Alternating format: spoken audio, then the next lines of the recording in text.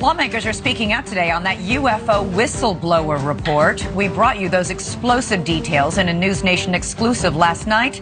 Tonight we have even more. Welcome to Elizabeth Vargas Reports, earning your trust every night.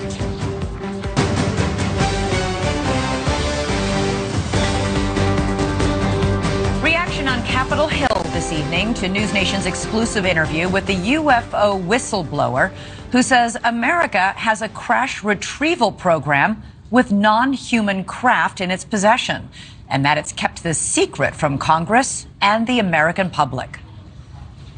There will be oversight of that.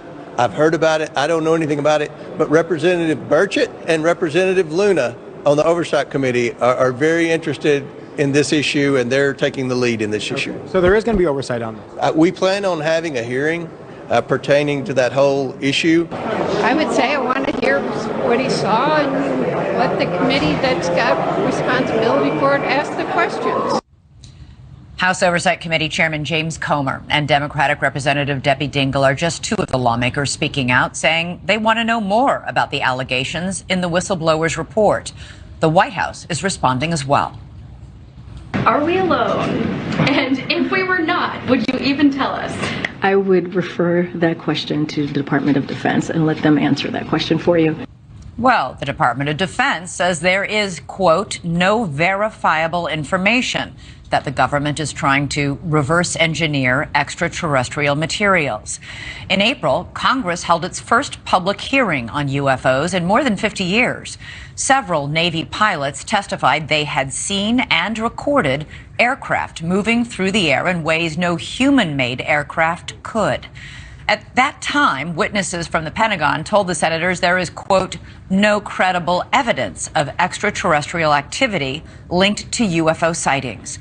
NewsNation's senior national correspondent Brian Enton joins us again tonight. And Brian, it's not just the Oversight Committee chairman who's talking. And by the way, he just issued a statement. He did. Lots of members of Congress have been talking about this today. We just got a statement from the House Oversight Committee talking about the recent claims by a whistleblower, now saying officially that they are in the early stages of planning a hearing. That statement just coming in within the last 10 minutes or so. Really what whistleblower David Grush said yesterday, it was just the beginning. Tonight, he explains how they know these craft are not human. He tells us about other countries who also have crash retrieval programs and why he says some of the non-human life may not be friendly. New revelations from whistleblower David Grush, who says America has a UFO crash retrieval program and non-human craft in its possession. Now Grush is shedding light on exactly how the secret government program knows the craft are not of this world. Why do you know it's exotic? Based on the very specific properties that I was briefed on, isotopic ratios that would have to be engineered for it to be at those levels, but also just extremely strange, heavy atomic metal, high up in the periodic table arrangements that we don't understand, what the emergent properties are, but there's just a very strange mix of elements. So you're absolutely sure that the materials that these craft are made of are clearly not of this earth? Yeah, they're sophisticatedly engineered, certainly not by humans. David Grush is a former high-level intelligence officer, Air Force veteran, and member of the All-Domain Anomaly Resolution Office, or AARO, the U.S. task force that investigates UFOs. But he says another secret government program exists to study crashed crafts. These are retrieving non-human origin technical vehicles, call it spacecraft if you will, non-human, exotic origin vehicles that have either landed or crashed. We have spacecraft from another species. We do, yeah. How many? Quite a number. Grush sat down with investigative journalist Ross Coulthart, who is reporting for NewsNation on the bombshell whistleblower complaint filed with Congress and the Intelligence Community Inspector General. According to the complaint, in July 2021, Mr. Grush confidentially provided UAP, unidentified aerial phenomena related classified information, to the Department of Defense Inspector General. At that time, Mr. Grush communicated classified information about the improper withholding and or concealment of classified material from the U.S. Congress by certain IC elements. NewsNation has confirmed Grush's credentials, but he says he can't show us the proof of the alien craft for national security reasons. In a somewhat frightening revelation, Grush claims the non-human species may not be friendly. I've been told that there have been attempts to bring down craft, that we've acted offensively against non-human craft. There have been instances, and there are certain techniques. Have human beings been hurt or killed by a non-human intelligence? While I can't get into the specifics because that would reveal certain U.S. classified operations, I was briefed by a few individuals on the program that there were malevolent events like that. Grush says he has to be careful about providing detail. He shared this letter with us from the Department of Defense giving him permission to do the interview with NewsNation. It says the interview questions are approved for public release. However, this approval does not include any photograph, picture, exhibit, caption, or other supplemental material not specifically approved by this office. Our concurrence for release does not imply DoD endorsement or factual accuracy of the material. Grush says the United States is not the only country that has encountered non-human intelligence. He says our geopolitical rivals have their own crash retrieval programs. We're in a competition with their adversaries to understand this, and it's a multi-decade Cold War that has been under our nose for so long, and there is no good way to level the playing field and hold other nation states accountable if they're doing unethical or illicit activity as it relates to this subject. And I think the obtuse secrecy is actually putting us in a very dangerous position where a country might make a breakthrough. Let's say it's an adversary of ours, and it is so destabilizing. The secrecy is the main reason Grush says he is coming forward. He's concerned Congress is being kept in the dark, and it's a matter of national security. This is not a question I had on my bingo card last week. It is not my sweet spot. Although I am a defense appropriator, I am part of classified briefings. This is nothing that has come up. I saw the report. It sounds fascinating, but if there's anything there, we gotta investigate. Just like we would investigate a foreign country that has a balloon over our sky. And again, Chairman of the House Oversight Committee, James Comer, says they do intend to have hearings on UFOs, and we just learned the committee confirming that they are in the preliminary stages of getting those hearings together. And regardless of whether you believe David Grush, this really is an emerging area.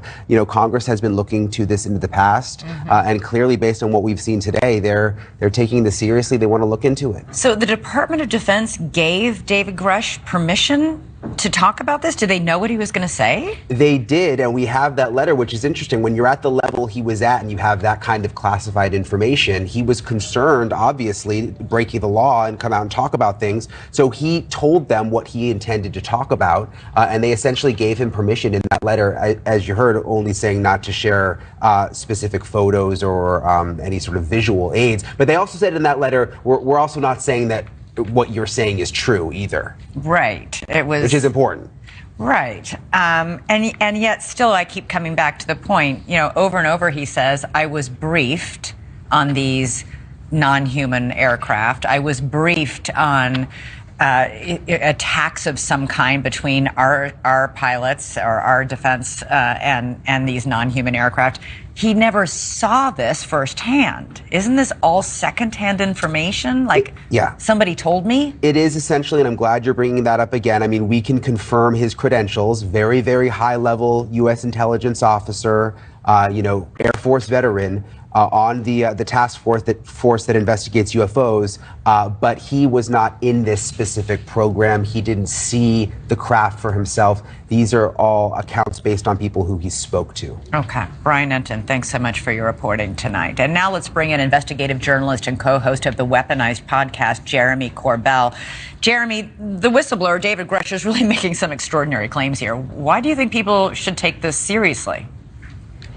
Yeah, well, first of all, I'm glad that his account is now being heard. Mr. Grush came to George Knapp and me first about 14 months ago, and he appeared to be the subject of reprisal. So we vetted him and held his account in confidence. We can say for sure Dave is who he says he is. He was in the position that he says that he was in. He had access to what he says he had access to. And by all accounts, Dave appears to be credible.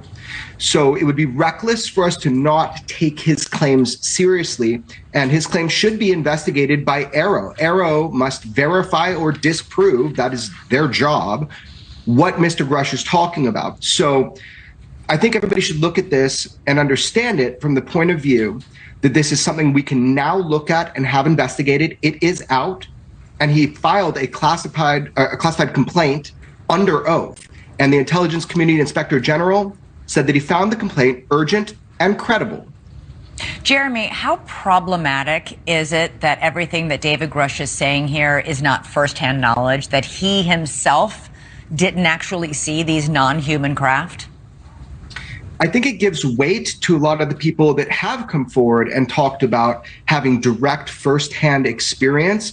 That should be investigated now, because people have come forward. And by the way, I mean, it's very courageous of Mr. Grush to come forward in this manner, but there's a lot of people, whistleblowers, who have come forward to me and George Knapp and others, and they've told their accounts. So now, if it's true, this is something that can be and must be looked at by the mechanisms of government, and also the Whistleblower Protection Act that has been put forward in the National Defense Authorization Act. I mean, this is what it's for.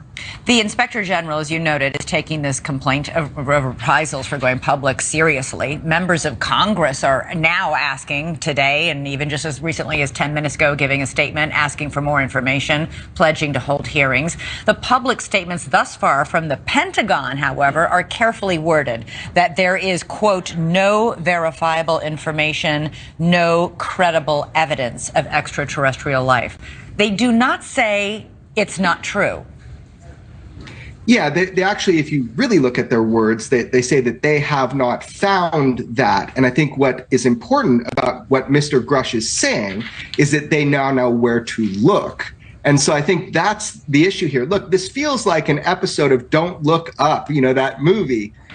We have been telling you, people and reporters, investigators have been saying that this is a real issue, that we need to look at this. And so finally, Congress and Senate and legislation has been put in place. Well, now it's time. Now we're seeing that this is an issue that must be investigated. The former Navy pilot Ryan Graves said last night on this show that pilots are still, to this day, today, this week, being discouraged from coming forward with evidence of UFOs, or UAPs as they're now called. Why is that? We've got Congress holding hearings for the first time in 50 years. NASA just held a hearing.